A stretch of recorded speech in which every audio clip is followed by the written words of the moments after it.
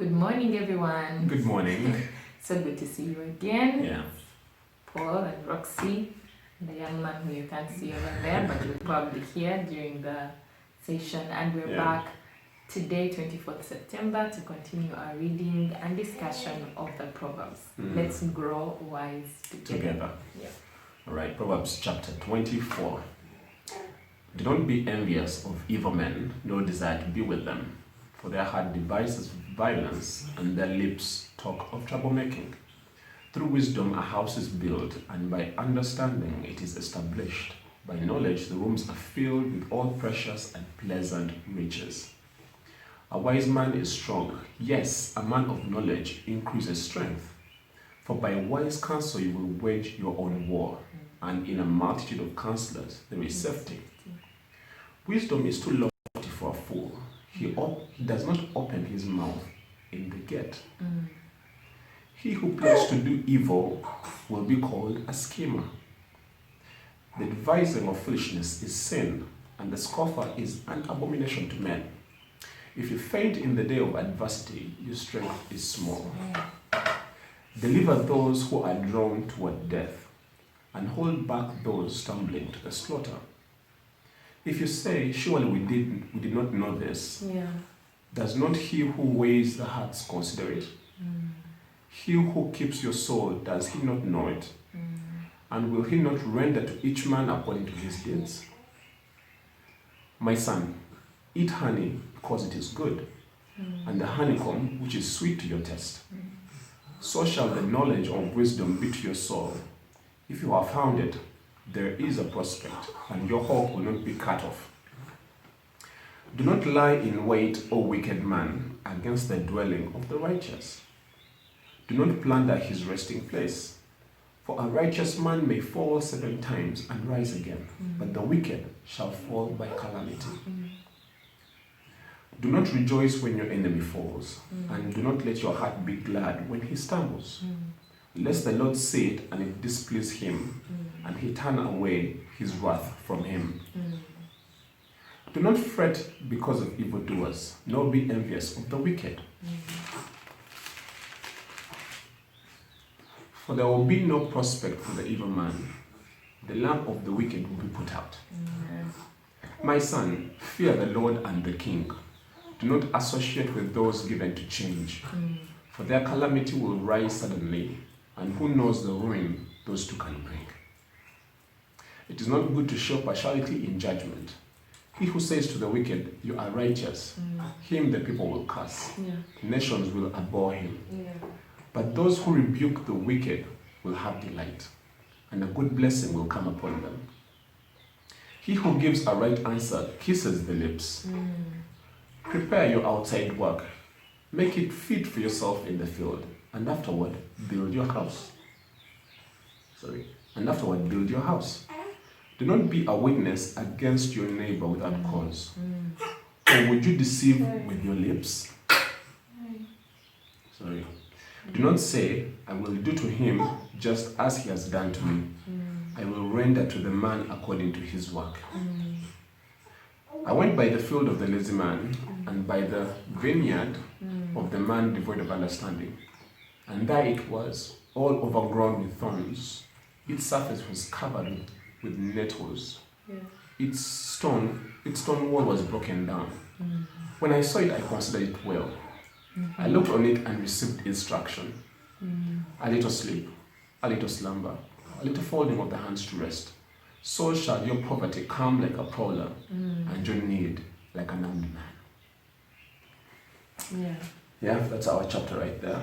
Chapter 24. Yeah. I need to share from just one verse, but I feel like there are two. Verse 3, through wisdom a house is built, and by understanding it is established. By knowledge the rooms are filled with all precious and pleasant riches.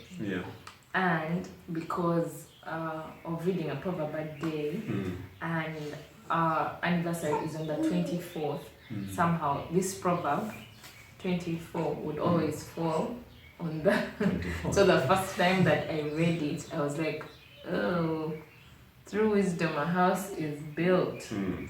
and then I considered all maybe the foolish things that I had done. So 3 and 4 usually always pop up for me because I first encountered them in that way, thinking about building a home, not a house, but like a home, a marriage, a relationship, and that it's through wisdom, it's through understanding that, you know, that you're able to do that with your marriage, with your relationships. Where is it?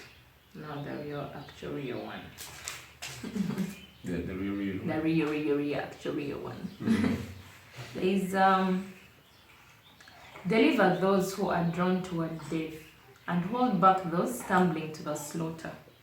If you say, surely we did not know this, does not he who weighs the hearts consider it? He who keeps your soul, does he not know it? And will he not render to each man according to his deeds? I don't know, this scripture causes me to think, about our friends, various missional community leaders. Missional communities are small groups and mission who are reaching out to the lost, especially like at Worship Harvest Ministries. It makes me think of missional communities like Dove, who are helping children who are visually impaired. Like you can't look the other way and say, oh, sorry, I can't help you. Of course, talking about people drawn towards death, but it also makes me think about people who are suffering, people who need help. Like you can't stand the other way and be like, oh, I didn't see that. Like when you see a need, you can't pretend you didn't see it, and you totally need to do something about it. But more recently, it makes me think of the teenage pregnancy, the crisis center that Pastors Zoe is doing, and that it's possible to have in your community people who are drawn toward death. Young men who you find maybe at the bars, or you find are involved in all these sort of gangs, or young girls who are involved in prostitution, and is the current case in the community. And then you see that these people are drawn toward death. But then you're like, oops, like I didn't see that, or I can't.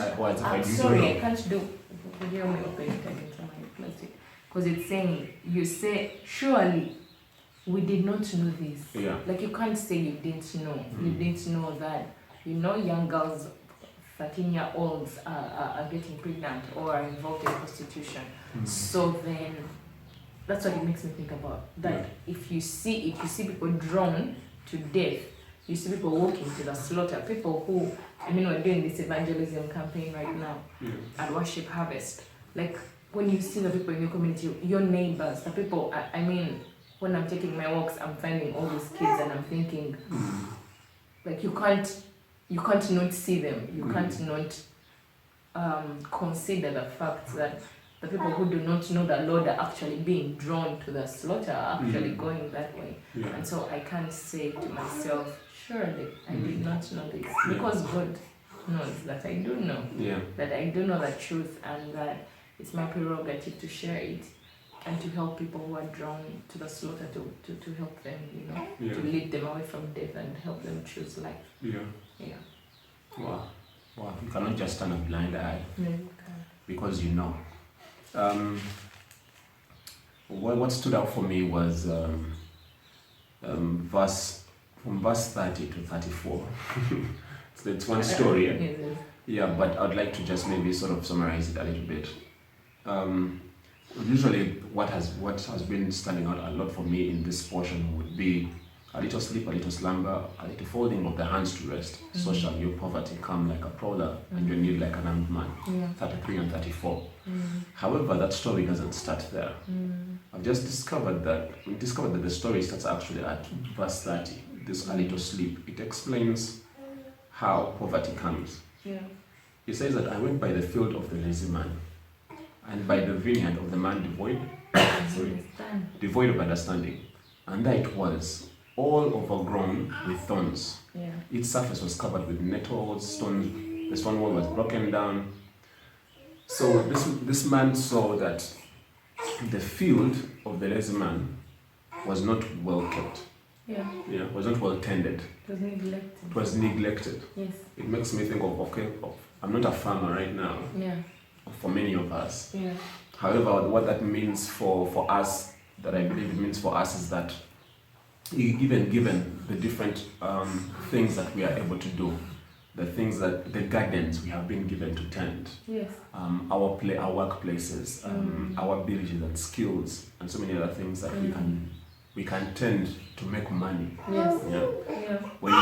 When they're not well taken care of. Yeah. Yeah. That shows that person is a lazy man. Yeah. When you're not taking care of what you have, tending it carefully. Because this person is saying that when I saw it, I considered it well. I looked on it and received instruction. So someone's negligence was another one's reference of wisdom and knowledge. No, because they saw that there was a little sleep, a little slumber, a little folding of the hands to rest. So shall the poverty come like a prowler. There was a little sleep, a little slumber for this lazy man. The garden was intended because there was someone sleeping on the job, so to speak. Yeah, there was someone sleeping on the job, and because of that little sleep, a little slumber, poverty came. Like I'm the man. It came. So the instruction for me here is pay attention to what you have been given, take care of. Your talents, your workplaces, the opportunities that you have, take care of them, tend them. Yes. Because if I'm not doing that, what I'm doing is that I'm resting. I'm folding my hands. Yes. That's a little slumber. That's the slumber. That's the little sleep that's going on. That's a little folding of the hands to rest. That means I'm not putting my hands to work. When I should be. So shall poverty come like a prowler. So and your need like an armed man. You don't want need to come like an armed man. Breaking down the doors and being born. Yes. Alright, wow. Yeah. Alrighty. Please share with us what has stood out for you as well. It's very clear what has stood out for our young man right here. We want to hear your comments as well. Yes. Yeah. Which scripture has stood out for you today from Proverbs 24? We look forward to seeing you in the comment section. Yeah. Alright. Enjoy your Thursday. You are blessed. Yeah. Bye-bye. Bye-bye.